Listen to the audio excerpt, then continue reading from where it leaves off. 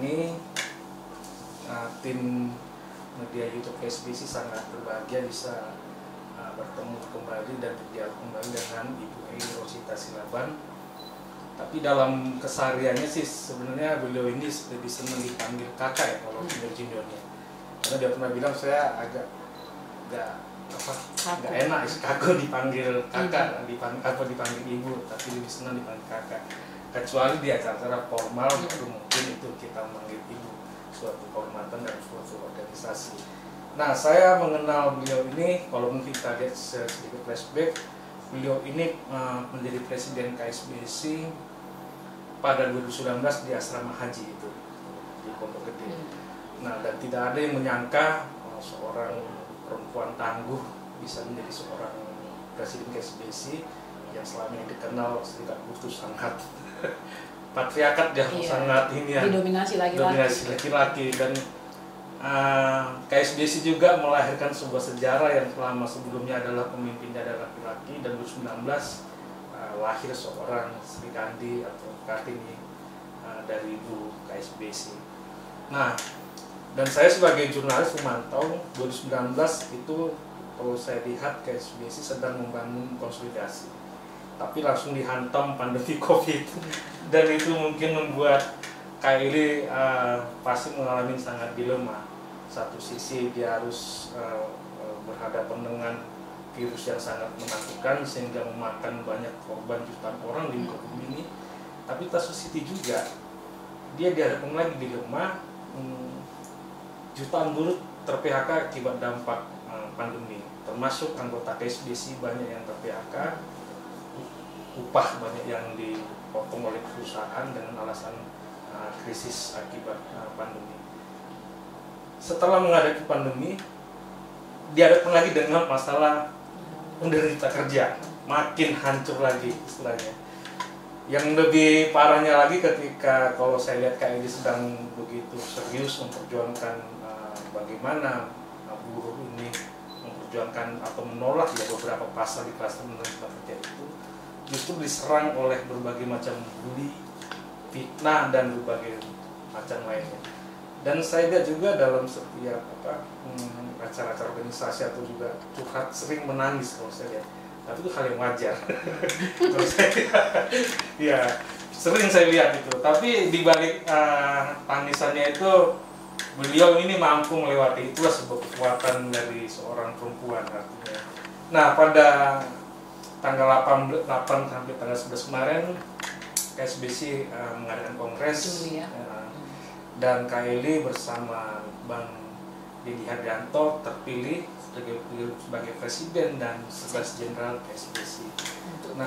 Untuk periode kedua kalinya, periode 2023 sampai 2027. Dan kalau kita lihat juga kongres itu memang terlihat panas, dinamis, tapi kalau saya lihat kongres ini melahirkan kualitas demokrasi. Artinya semua bergembira dan semua tidak ada rasa dendam. Memang ada kekecewaan, tapi itu memang kalau saya lihat kata Bang Rekson, demokrasi tidak ada yang sempurna. Dan tapi ketika demokrasi tidak ada yang sempurna, semua dalam sebuah organisasi dibutuhkan sebuah kedewasaan untuk membangun bagaimana KSBC yang saat ini usianya kalau tidak salah sudah 31 tahun ya. Tidak.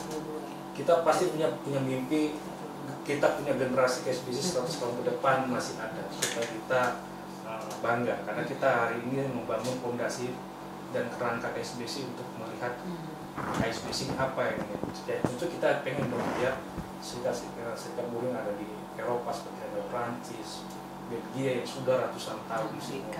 Nah, dan saya yakin Kylie pasti punya obsesi dan punya semangat sedang membuat sejarah KSBC untuk ke masa depannya, meninggalkan warisan-warisan apa yang harus dilakukan generasi ke depannya.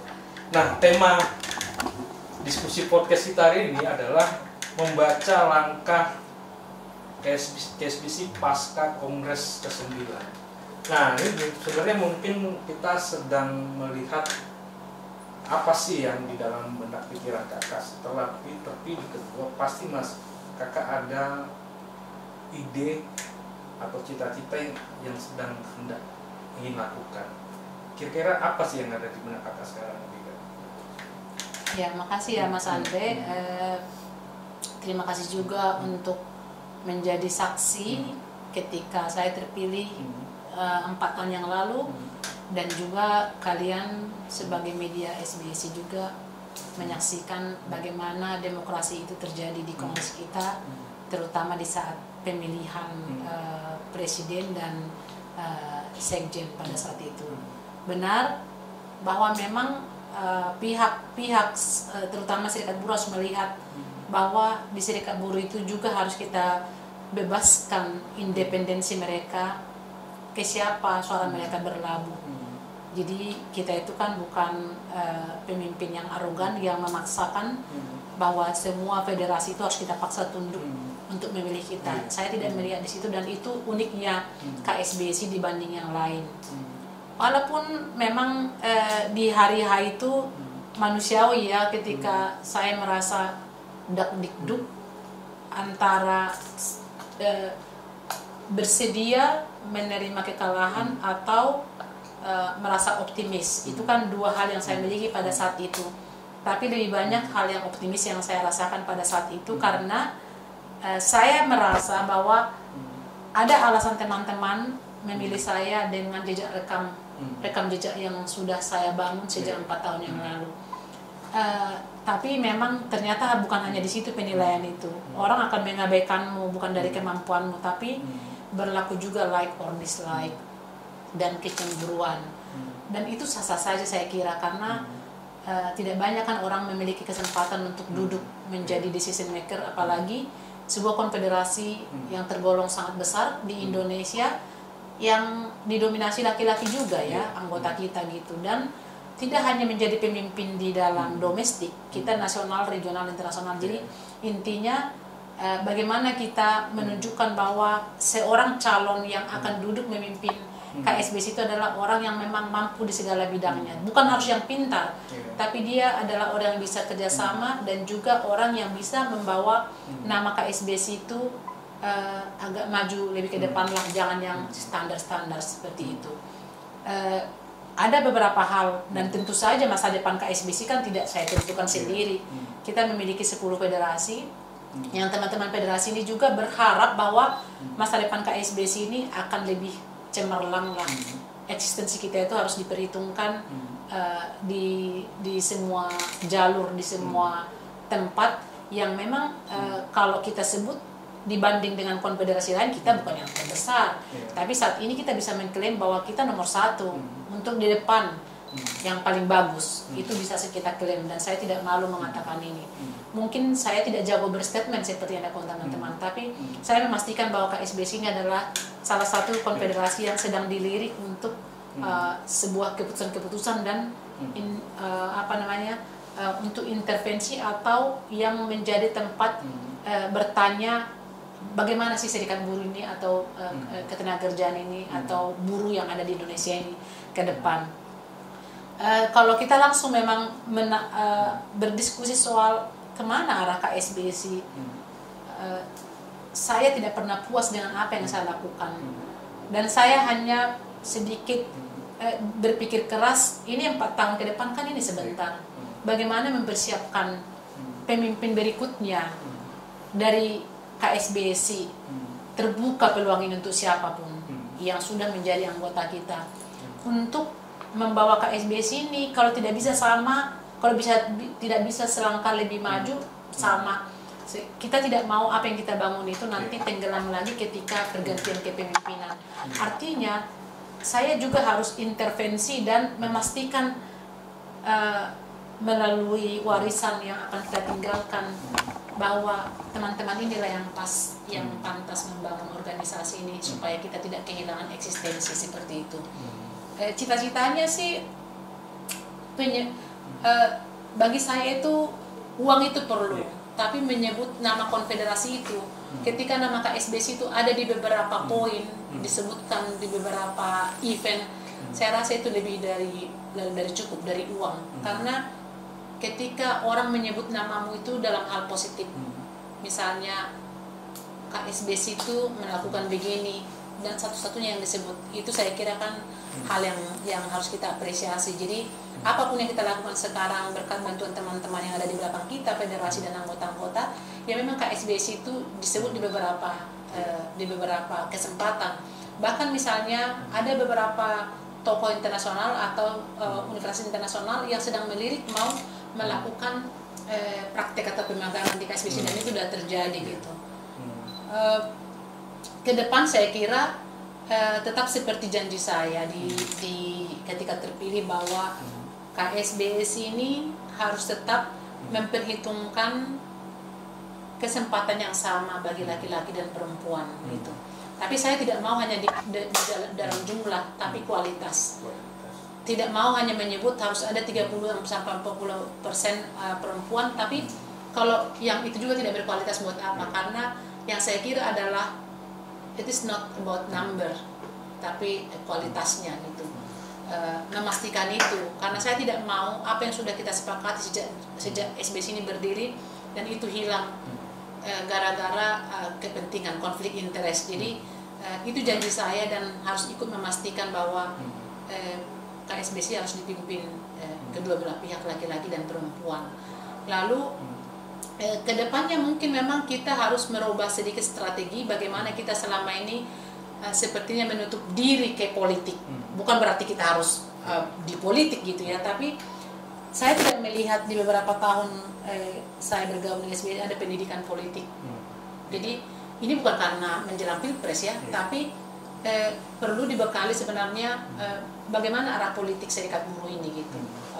Artinya tidak harus mengatakan mendukung A, B, dan C, tapi apa yang kita inginkan dari keadaan yang ada sekarang gitu. Apakah misalnya mempersiapkan beberapa tenaga ahli dari kita untuk bagaimana menyiapkan dokumen atau kertas posisi untuk para mereka yang sedang duduk, dan itu kan ada lobby politiknya seperti itu.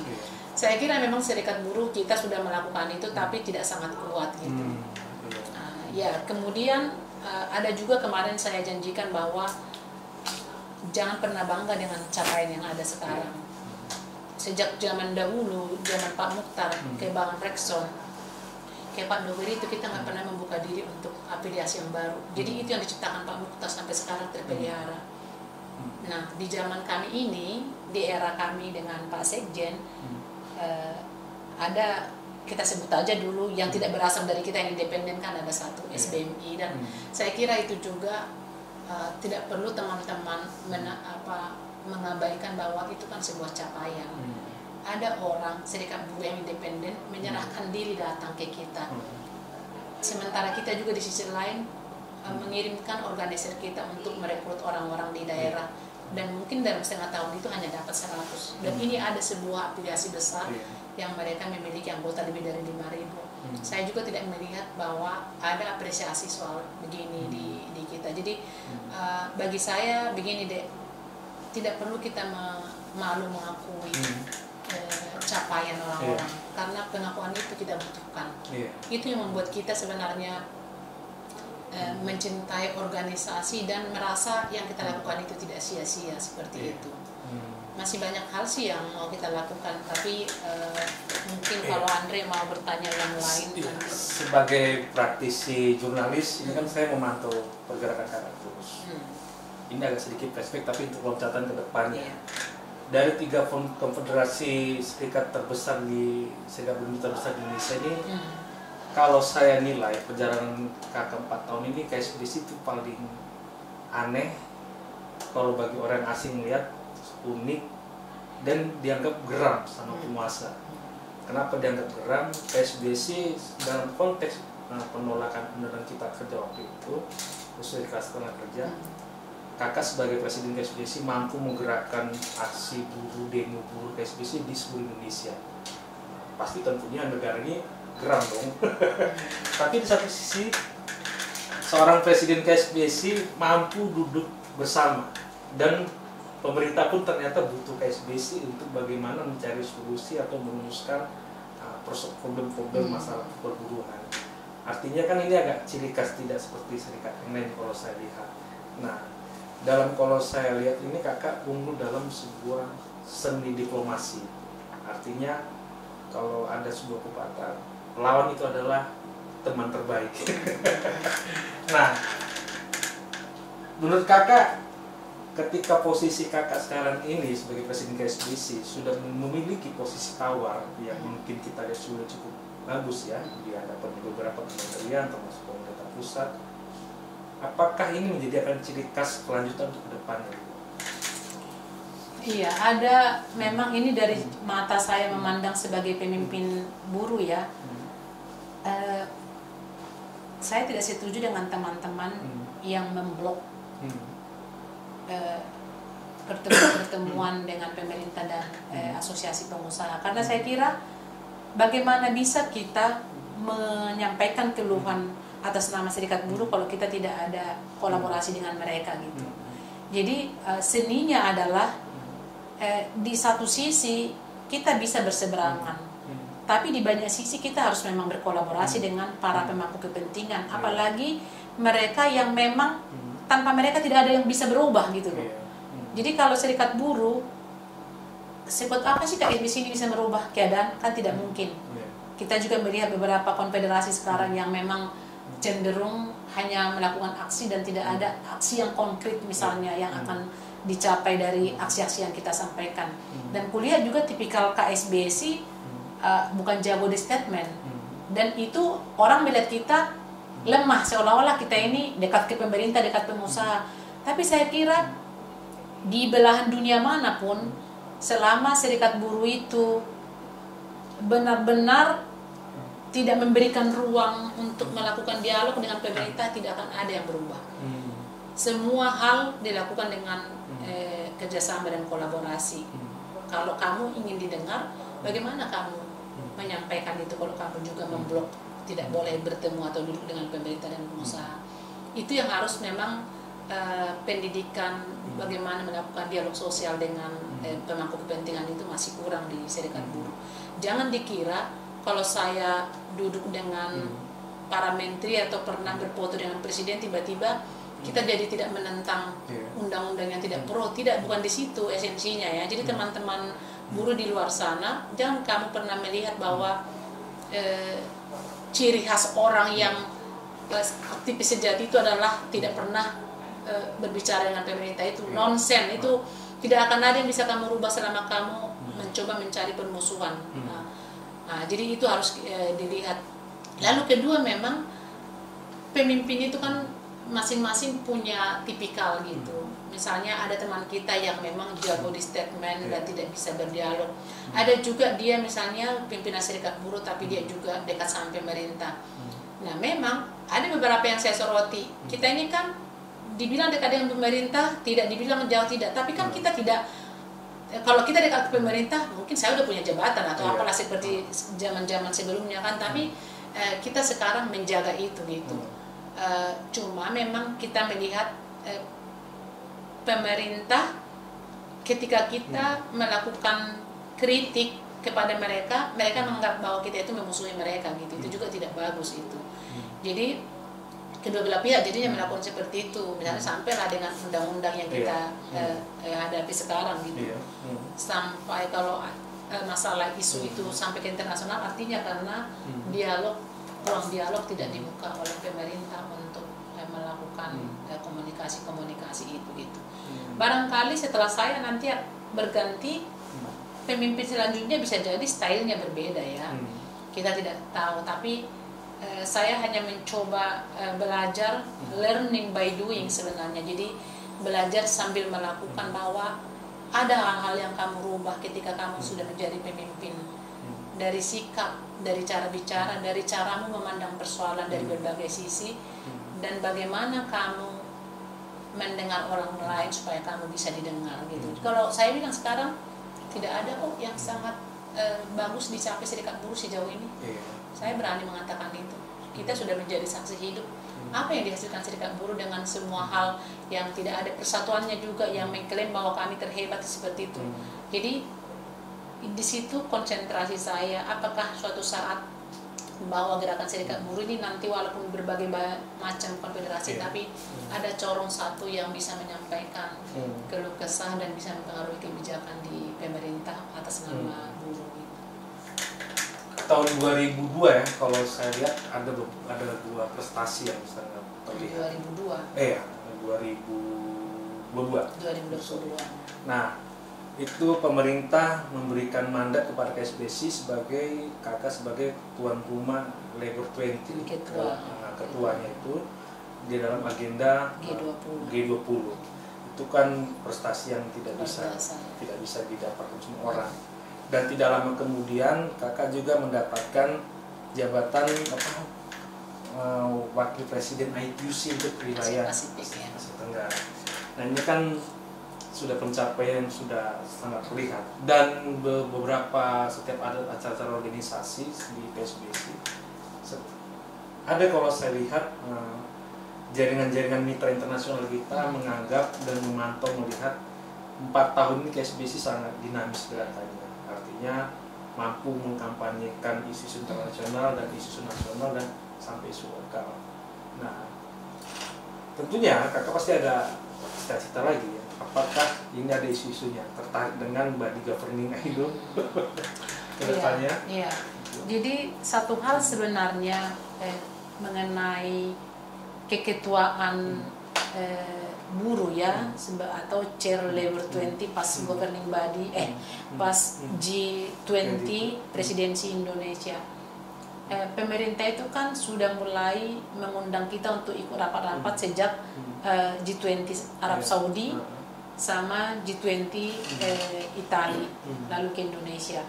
Jadi ada yang disebut Troika. Itu Troika adalah 3 negara pelaksana yang sedang melaksanakan dan ke depan gitu. Jadi dari Italia itu kita udah terlibat betul.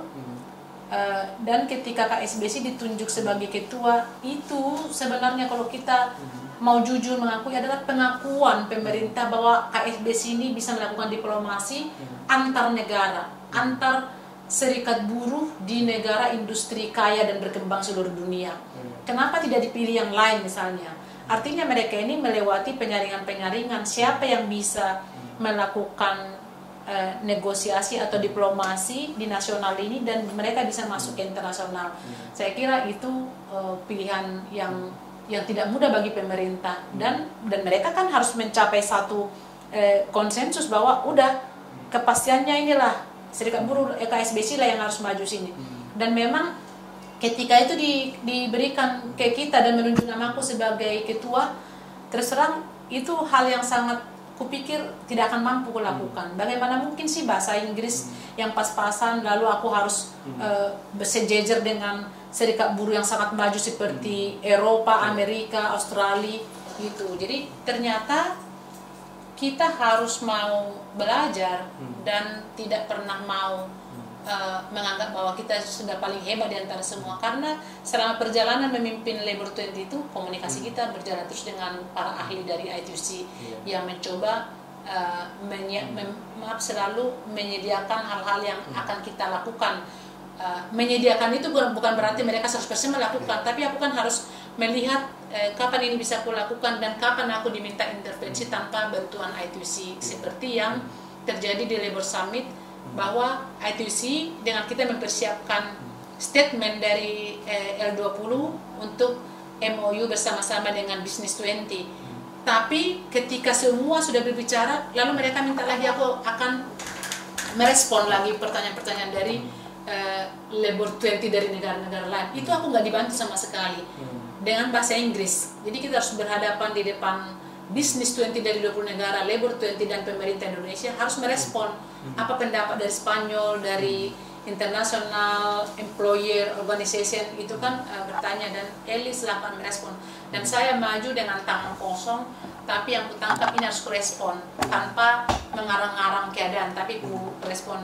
Nah, kukira itu juga bagiku hari itu sudahlah, ini capaian KSBC. Tapi ternyata partner kita di internasional melihat itu sebuah capaian yang sangat wah, sampai mereka yang menjadi partner internasional itu bahagia, bangga memiliki kita menjadi mitranya di Indonesia, karena mereka pikir pemerintah itu mengakui kehebatan KSBC untuk melakukan negosiasi, lobby dan diplomasi antar negara tentang hak-hak buruh atau isu-isu buruh yang kita kemarin itu kita angkat seperti digital platform sama jaminan sosial dan just transisi. Jadi saya kira itu, dan terbukti pengakuan-pengakuan itu kemarin ketika di Kongres mayoritas teman-teman kita internasional akan mengatakan itu. Nah, tadi kamu tanya soal tertantangkah? Benar. Kadang-kadang aku melihat maaf ya, misalnya seharusnya ini terjadi beberapa tahun yang lalu gitu, supaya aku lebih banyak lagi yang akan ku capai. Ternyata aku harus menyadari bahwa ya itulah the right time for me, misalnya itu adalah waktu yang tepat bagiku untuk duduk menjadi presiden di usia itu 49, dan memang satu hal yang ingin ku capai selama menjadi governing body itu. Itu kenapa? Itu bukan cita-citaku, bukan misalnya kalau presiden KSBC otomatis itu tidak. Tapi ada juga pengakuan dari partner internasional, bersediakah? Artinya mereka sudah melihat bahwa kalau aku menilai diriku tidak mampu, ternyata mereka menilai mampu gitu. Dan kita lihat, nah, tapi kalaupun misalnya in case nanti kita tidak bisa mendapatkan itu, saya hanya ingin dikenang sebagai pemimpin buruh yang sudah berhasil menduduki posisi ini 2 periode, dan saya melihat kesulitan berikutnya untuk menempatkan perempuan di KSBC sepanjang karena saya kira ada hal-hal yang harus dirubah teman-teman. Jadi tidak cukup hanya kepintaran itu deh, tidak cukup. Attitude kamu juga harus diperhitungkan. Saya selalu bilang siapkan tiket itu adalah minimalisir permasalahan-permasalahan konflik internal dengan teman-temanmu. Abaikan sedikit halolah soal ketidaksetiaan atau misalnya melenceng dari organisasi. Bagaimana juga kamu selama kamu belum terpimpin itu teamworkmu itu jalan. Jadi kan yang membuat aku berhasil itu adalah orang, bukan aku sendiri.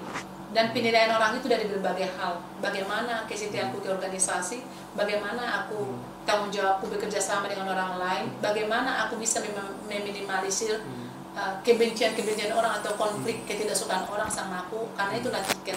Nah, kalau udah terlalu banyak yang membencimu, sampai kapanpun kamu tidak akan bisa menjadi pemimpin. Jadi tiket itu harus disediakan sebelum kamu menjadi pemimpin. Gitu. Nah, doakan kita mendapatkan posisi-posisi yang lain, tapi kupikir juga kita harus memastikan bukan hanya Erlingga sebagai presiden, tapi KSBC untuk tetap ada di beberapa poros yang memang mereka ini adalah aktor intelektual yang memang memakai atau dapat menggaungkan nama KSBC untuk melakukan berbagai hal, bukan hanya proyek ya, tapi sebagai keterwakilan KSBC di beberapa isu ketenagakerjaan dan isu tematik lainnya. Sedikit agak flashback Pak. Apa benar Kak Kongres KSBC yang terakhir kemarin itu baru kali ini presiden ITUC selama ini kita tahu adalah Konfederasi Serikat Internasional terbesar di Indonesia yang memiliki 200 juta lebih anggota di dunia, dan kita adalah bagian dari afiliasi mereka. Apakah itu benar? Baru pertama kali presiden ITUC itu hadir di Kongres KSBC. Sejak yang ku tahu, saya itu hanya 2 tahun missing dari setelah SBC ini dibangun ya, didirikan tahun 92, aku 94 sudah masuk, anggaplah 2,5 tahun gitu. Jadi tidak pernah, seingatku kita memang bergabung dengan ITUC kalau tidak salah 2007 kalau nggak salah ya, nanti bisa dikoreksi ya. Belum pernah kulihat presiden atau sekjen ITUC datang ke kongresnya KSBC. Jadi itu ada kerinduan dan kecemburuan. Kenapa mereka hanya ke serikat buruh tertentu sementara. Jadi saya kadang-kadang berpikir gini, ternyata komunikasi itu perlu. Barangkali selama ini kita asik dengan diri kita sendiri. Sudah kami udah hebat di sini, saya sudah komisaris, tidak perlulah saya udah ini begini-begini, saya udah kami go internasional. Saya hanya melihat tidak pernah ada permintaan ke mereka. Tidak pernah ada permintaan, atau memang pada saat itu KSBC ini ada tapi tidak membuktikan bahwa saya ini adalah KSBC loh. Jadi kalaupun bukan presidennya maksudku kan, tapi mereka mengatakan KSBC begini, kami selaku afiliasi harusnya didatangi segala macam, kami merasa cemburu, dan itu kita lakukan kemarin. Saya bertemu dengan Presiden ITUC di Singapura dalam rangka eksekutif regional meeting, dan bertemu di depan Akiko Bono dan Vice Secretary General untuk ITUC Owen Tudor.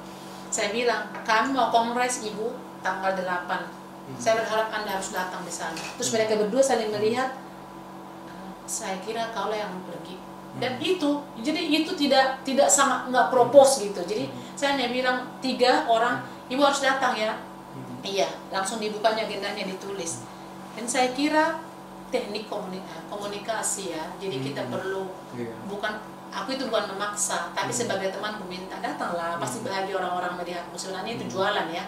Orang-orang pun belum tentu peduli dengan sekjen atau presiden ITUC, tapi bangganya dia datang, dan dia juga datang bersama sekjen ITUC Asia Pasifik gitu. Memang sekjen Asia Pasifik pernah datang, tapi secara global dari ITUC itu belum pernah datang gitu. Saya juga nggak tahu apakah karena saya perempuan dan dia perempuan, lalu ada pendekatan yang tidak kita atur gitu kan. Tapi saya banggalah seorang presiden ITUC itu bisa tinggal dari tanggal 5, 6, 7, 8 loh. 4 hari itu sangat jarang dilakukan, dan dia happy. Dan pertama kalinya untuk pengakuan dia, pernah dia nyanyi di panggung, itu di solidarity dinner sama mereka gitu. Jadi aku kira ke depan juga komunikasi seperti ini kan bisa dibangun. Lalu misalnya ada hal, misalnya bulan November ini kan akan kongres ITUC Asia Pasifik, lalu kemungkinan besar Pak Soya Yoshide-nya akan running lagi untuk itu. Dibilang, Eli, kami masih mau Brother Soya ini mau menjadi sekjen ITUC, apakah Anda mendukungnya? Saya barter. Jadi itu the style of the leadership ya. Boleh, siapa lagi yang menggantikan dari situ? Tapi ada permintaanku 2. Saya minta dari KSBC masuk di Women Committee, dan 1 untuk youth. Oh, dikirimkan saja. Jadi maksudnya I'll take and give lah gitu kan. Dan saya bisikkan pada saat itu, kamu sudah pernah bilang loh, karena hari itu aku udah mau masuk governing body tahun 2021, tapi kamu bilang not now sister, izinkanlah dulu Iqbal, dan saya mau itu. Jadi kalau masih ingat kamu janjimu, ini saatnya. Dia bilang, iya 2024. Nah kita lihat saja seperti itu gitu deh. Semoga terrealisasi. Semoga. Agak ini lagi Kak, sering saya lihat di media sosial Facebook Kakak satu sering curhat, tapi terlihat kuat juga. Satu sisi sering keluar kota, ke luar negeri juga dalam hubungan internasional. Pastinya ini kan Kakak sebagai perempuan, satu sisi mengurus keluarga, satu sisi mengurus keluarga besar. Ini kan sangat penuh dengan sangat kontra sekali, artinya ada persoalan batin, meninggalkan anak. Bagaimana sih 4 tahun ini Kakak melewati masa-masa yang sulit ini, dan kedepannya pasti akan sama lagi dengan situasi ini? Sebenarnya sih ya, semua hal pasti butuh proses kan deh. Jadi tidak ada yang tiba-tiba indah dan tidak ada halangan sama tantangan sama sekali. Memang dulu waktu saya itu belum jadi presiden, persoalan kami di domestik itu ya, bagaimana ya aku minta izin sama suami pergi-pergi. Jadi itu menjadi pergolakan batin selalu, karena aku kira kami pasti berdebat soal ini. Terlalu sering pergi sementara anak-anak masih butuh bantuan mamanya lah, menyiapkan pakaian apa segala macam. Jadi selalu ku cari waktu untuk permisi sama suami untuk, dan tidak sering kami dia mengizinkan tanpa ekspresi gitu. Bagiku itu adalah tidak diizinkan, karena aku tahu dari bahasa tubuh gitu. Jadi ketika mau memasuki pertandingan 2019, aku minta persetujuan suami, bisa nggak aku bertanding mau jadi presiden, tapi dengan catatan nanti aku akan lebih banyak lagi pergi-pergi ke daerah. Dia bilang ya silahkan. Nah memang tahun pertama itu masih kulihat gelombang apa namanya deh, gimana ya aku bilang, dia tidak 100% lah mendukung aku untuk pergi-pergi. Tapi sekarang puji Tuhan ya, maksudku dia adalah pria terbaik yang ku tahu. Seorang suami yang lebih banyak mengurusi anak daripada istri dan tidak ada komplain sama sekali gitu. Itu kulihat, dan tidak perlu lagi aku sekarang harus mencari timing bicara sama dia bahwa aku mau pergi ke daerah, ke luar negeri, kemana-mana. Sudah bisa begini, nanti aku hari Kamis ya udah berangkat begini, dan kuliah dia sudah biasa gitu. Artinya ada yang dikorbankan dia, aku rasa ya. Mungkin dalam hatinya dia menentang itu, tapi dia harus menghargai keputusan yang sudah dia buat, persetujuan gitu.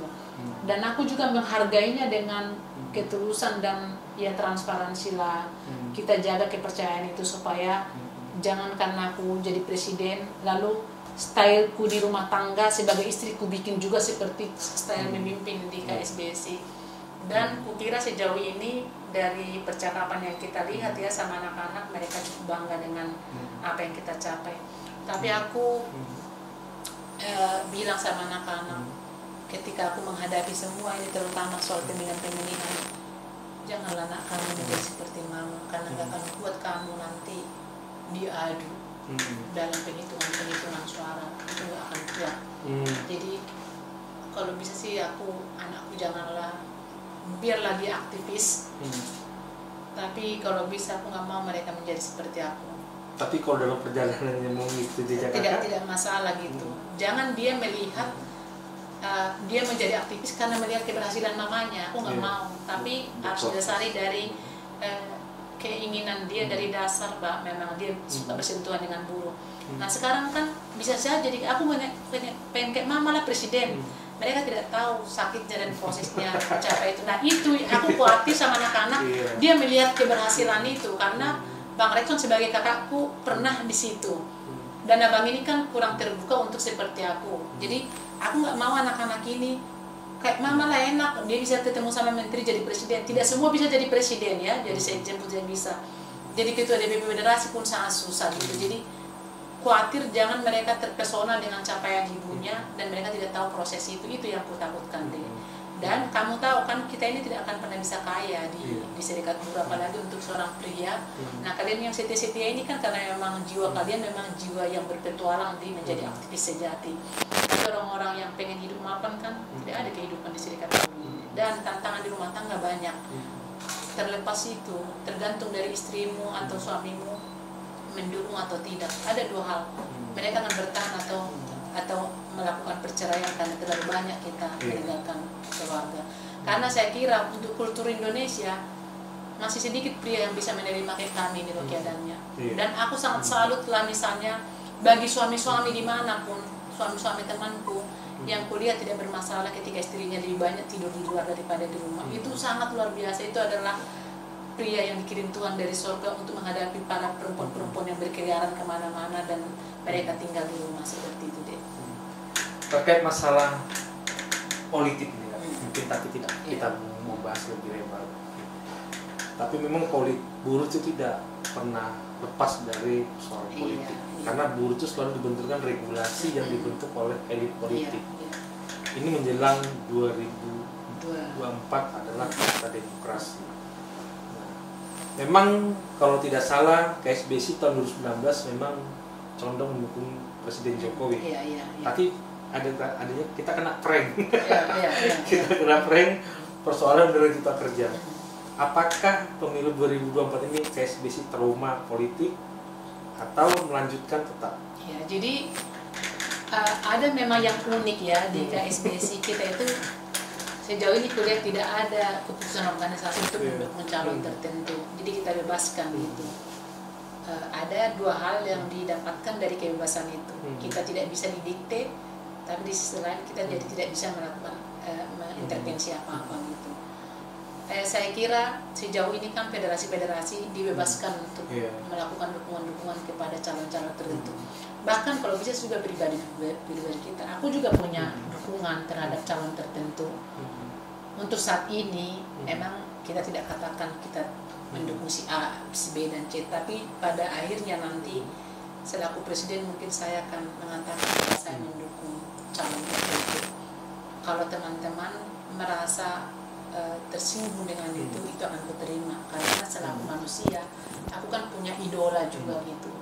Tapi kita juga harus, makanya saya bilang rencana saya memang kalau ada yang menyetujui soal atau kita lihat budget itu dari mana, melakukan konsolidasi akbar menjelang pilpres, itu rencanaku sebelum pemilihan bulan 2. Artinya kita melakukan lagi konsolidasi besar seperti kongres kemarin, mengundang beberapa teman-teman, pikiran mereka untuk pilpres ini seperti apa tuntutan kita untuk presiden yang akan datang, bagaimana caranya kita membuat ini menjadi sebuah dokumen dan kita akan berikan kepada berapa calon presiden yang ada. Dan di konsolidasi akbar itu memang rencana aku akan mengundang beberapa calon ini untuk datang melakukan kampanyenya dan janji-janji politiknya, termasuk membuat konsensus. Iya, tapi kupikir kita harus hindari melakukan penandatanganan persetujuan untuk presiden tertentu, karena itu kan bahaya gitu. Nanti kita dibully lagi kalau dia ingkar janji. Tapi berapapun presiden yang ada, calon presiden ini kita undang untuk datang, dan mereka bebas berkampanye politik di situ. Mungkin hari pertama sini kita undang, hari kedua sih ini gitu. Cukup lah aku rasa 2 atau 3, nggak usah kita undang semua kan. Yang kita lihat sekarang yang lebih memungkinkan maju itu kan hanya ada 2 besarnya kita lihat, jadi cukup yang 2 itu gitu. Itu rencana saya, karena saya setuju lah dengan kamu tadi, tidak boleh juga kita anti dengan politik kan gitu. Serikat buruh juga saya kira kamu lihat kan di pemilihan kita kemarin itu kan udah berbau politik juga gitu, ada konsensus, ada koalisi gitu. Lalu ada kesepakatan-kesepakatan yang disiapkan untuk dilakukan ke depan. Lalu ada yang harus dievaluasi ketika kita sudah memilih pemimpin yang tidak kita kehendaki atau yang sudah kita kehendaki. Lalu ada perombakan kabinet-kabinet, kan itu terjadi semua hal gitu. Nah, saya kira memang ini belum keputusan organisasi, tapi saya pikir organisasi juga harus memiliki strategi bagaimana sih kita menyambut pilpres ini gitu.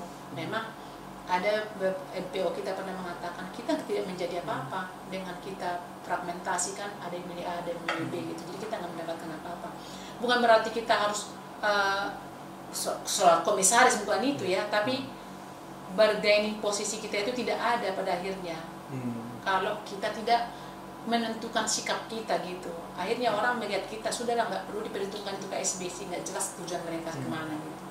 Bagi saya sih ada hal-hal yang harus kita langgar kan, maksudnya wajar itu. Ya kita tidak bisa menyenangkan semua orang, karena orang lain misalnya anggota mengatakan maunya kita begini, sementara yang lain kakak harus begini gitu. Jadi yang mana yang mau kita ambil gitu. Jadi kita jadi kayak orang bodoh, dari sana didukung, di sini tidak didukung gitu. Jadi seorang pemimpin kan harus bisa menentukan arahnya mau seperti apa gitu. Itu pro dan kontra biasa seperti yang kita kemarin. Poin-poin terakhir juga, Kongres 9 kemarin sangat dinamis karena senior-senior dan junior-junior dalam adu debat, argumentasi, kalau saya kualitas sudah sangat bagus itu, sangat dinamis, artinya yang muda-muda ini mampu mengimbangi dalam tantangannya. Tapi dalam laporan itu memang pasca pandemi jumlah KSBC ini agak menyusut, ada faktor. Nah, kan kita harus tadi, saya ingat beberapa senior-senior bilang kekuatan serikat buruh itu menurun, intelektual dan basis massa harus power. Langkah ke depannya, karena mengingat sampai hari ini kuota serikat buruh sampai 20% itu mendapat. Ini kan menjadi tantangan berat. KSBC kalau saya lihat perjalanannya memang sudah banyak terlihat kader-kader muda sudah mulai berkualitas, mulai ini yang mungkin akan menjadi regenerasi. Tapi kan ancaman kita itu kan anggota ini kan harus kuat. Itu adalah karena itu ada kekuatan, bagian kekuatan serikat buruh. Apa yang harus kakak lakukan ke depannya itu sebagai presiden KSBC? Iya, sebenarnya kan kemarin di kata sambutan saya setelah terpilih kan mengorganisir lebih banyak dan juga menciptakan PKB lebih banyak dan iuran lebih banyak dan membuka diri untuk afiliasi. Ini kan satu lagi kan menyusul nih, ada transportasi. Nah, saya kira mendapatkan 10.000 anggota itu kan udah pengembangan. Memang ada kritik saya sebagian ke federasi yang terlalu nyaman dengan federasi itu sehingga tidak melakukan perekrutan apa-apa pun gitu. Mungkin ya karena kita masih terlena dengan mohon maaf sama federasi ya, dengan program yang masih dibantu program training dari sosial partner kita dari internasional, dan kulihat beberapa sektor ini kita stuck, jadi tidak mau melangkah lebih jauh. Misalnya saya soal transportasi, saya punya kerinduan bagaimana ya kereta api, berkereta api yang sama penerbangan itu ada menjadi anggota kita, itu sedih gitu. Iya, jadi kita tidak memiliki itu gitu. Dan kedua misalnya bagaimana kita bisa numpuk di satu sektor tertentu dan itu dimiliki oleh 5 federasi sementara yang lain kita tinggalkan. Akhirnya kita tidak fokus lagi dengan sektor itu. Itu kerinduan kita. Lalu memang saya nggak tahu, tapi saya sudah pernah menjadi ketua federasi 2 periode. Bagaimana kita turun ke lapangan itu untuk melakukan perekrutan dan memang melakukan banyak hal ya, dari bisa merekrut dari atas ke bawah atau dari bawah ke atas. Mayoritas kan dilakukan SBC kan dari bawah ke atas gitu. Jadi kita jadi terlena dengan program-program. Walaupun berterima kasih kepada teman-teman beberapa federasi yang melanjutkan perekrutan dan naik jumlah anggotanya gitu. Saya kira perkembangan jumlah anggota signifikan kok, tapi ada beberapa federasi yang memang hanya menyebut angka tapi tidak pernah dibuktikan dengan database. Itu kan kita agak sedih. Sementara ini diperlukan untuk mendapatkan posisi kita di tripartit gitu. Jadi kita sebenarnya udah bisa lebih dari 2 di tripartit dengan banyaknya kalau teman-teman jujur dengan database itu gitu. Jadi saya nggak tahu apakah pemimpinnya memang sudah terlalu lama di sana, iya. Dan satu, saya setuju dengan regenerasi deh. Semua masa transisi itu aku akan sedih ketika tidak presiden. Karena saya akan kehilangan itu, kehilangan famous lah kan, misalnya tidak terkenal lagi, tidak ada lagi sapa-sapa. Tapi kan kita harus tinggalkan itu supaya orang lain yang belum pernah merasakan duduk di posisi yang banyak ini kan harus kita berikan. Terutama beberapa orang luar yang tidak SBC sudah menyoroti bahwa SBS ini gapnya terlalu orang tua semua yang memimpin, sementara yang kita melihat sedang nyusul di tengah-tengah yang generasi muda itu tidak ada gitu. Nah kembali juga ke teman-teman yang lagi senior sekarang, sudahlah di mana-mana pun kan paling tinggi 25 tahun itu kita mengabdi gitu, kita berikanlah toh saya juga akan melakukan itu walaupun saya sekarang sudah berpikir akan sedih lah ya, saya tidak di sini lagi nanti. Tapi satu hal yang saya lakukan adalah biarlah saya dikenang orang jadi orang baik meninggalkan KIB sini, dan saya masih mencari pekerjaan nanti di luar ini. Tapi saya adalah orang yang masih tetap menjadi anggota KSBC dari belakang. Saya ingin kalau kembali ke KSBC atau datang, saya orang yang masih dihargai karena saya tidak meminta dan merusak KSBC gitu. Hanya itu janji saya. Tapi untuk teman-teman federasi, saya dukung ketika misalnya ada yang mencalonkan ke hakim ad hoc, tipikor, ada pekerjaan di mana-mana, berikanlah ruang itu untuk anak-anak muda yang sudah berjuang bersama-sama Anda, karena mereka juga kan butuh duduk di federasi atau di konfederasi. Jadi tidak layak juga kita menempati itu sampai mati gitu. Bagi saya begitu. Sekarang saya menginginkan teman-teman orang tua itu harus legowo, berikan kesempatan untuk anak-anak muda. Karena sedih ya, kamu berjuang dari puluhan tahun tapi kamu gak pernah mendapatkan kesempatan apa-apa karena egoisme orang-orang tua yang tidak mau bolak-balik. Sementara di peraturan kita kan hanya bisa 2 periode. Ya sudahlah 2 periode saja gitu. Masa transisi pasti sakit, tapi kamu harus menghadapi kenyataan bahwa itu kesepakatan yang sudah kita buat di anggaran dasar gitu. Berikan itu tempat sama orang lain, kasih mereka kesempatan, dan anak-anak muda itu harus diberdayakan, dan juga perempuan-perempuan ya. Ada kekhawatiran kakak kadang-kadang perempuan fokus di SBC ini belum ada peningkatan signifikan atau masih stuck? Masih stuck karena yaitu maksudku selama kita satu juga memang ada 2 hal ya deh ya. Keinginan kita besar tapi kita harus punya kemampuan gitu. Dan satu, siapapun akan berlalu kan, ya kita dorong juga dong orang-orang lain. Saya kan orang yang suka memotivasi orang untuk lebih maju, karena saya bukan orang yang apa namanya egois tinggi dan tidak memberikan kesempatan sama orang supaya saya tetap di situ. Semoga teman-teman itu juga berpikir begitu gitu. Tidak baik kalau kita sendiri yang selalu mengkumpuni jabatan itu, sementara ada orang lain yang antri sudah puluhan tahun gitu. Saya salahkan teman-teman perempuan kenapa mereka tidak mau belajar gitu, karena kukira aku pun tidak akan pernah didorong orang untuk menjadi presiden kalau aku tidak punya kemampuan pada saat itu deh. Tapi di saat aku bodoh itu aku mau belajar gitu. Orang ragu, bahkan temanku perempuan di sini ragu ketika aku menjadi pemimpin, mana bisa dia katanya. Dan saya harus membuat orang kaget, harus mengakui bahwa saya bisa gitu. Bahkan di periode kedua pun saya tidak melihat maksudnya keseriusan teman-temanku perempuan itu mendukung aku gitu kan dek. Jadi itu miris ya. Pada akhirnya kalau ditanya orang, apakah laki-laki itu menjadi penghalang perempuan untuk maju, saya akan katakan tidak. Karena saya tidak menemukan itu di organisasi saya yang saya cintai ini.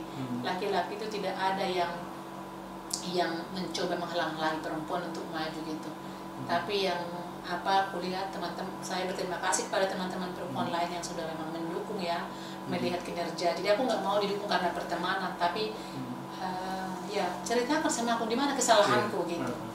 Jadi itu, jadi saya hanya berharap teman-teman perempuan persiapkanlah dirimu kalau menjadi presiden dan sekjen. Karena sejago apapun kita tidak suka memfitnah atau like or dislike, tidak akan mencapai posisi itu deh. Kalau memang kita sudah punya kemampuan minimalisir konflik itu saja, saya kira semua orang juga akan mendorongmu untuk menjadi sesuatu. Baik, ada beberapa poin menutup tanya jawab dan diskusi ini yang saya tangkap dalam 4 tahun ini.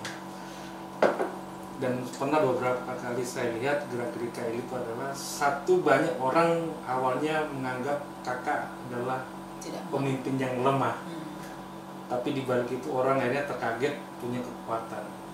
Terus beberapa kali saya lihat dengar, aduh dek saya nggak punya kemampuan politik, tapi di balik itu sebenarnya kakak ahli strategi politik sehingga membawa KSBC, membawa organisasi ini punya bargaining yang sangat berprestasi sekarang ini dan masih ada cita-cita. Tapi kalau saya lihat untuk menutup ini 4 tahun ke depannya kakak ingin punya ambisi tapi tidak orientasi dengan ambisi kekuasaan, tapi bagaimana mewariskan ambisi kebaikan untuk generasi ke depan. Oke Kak, terima kasih atas interviewnya. Aku jadi terharu. Terima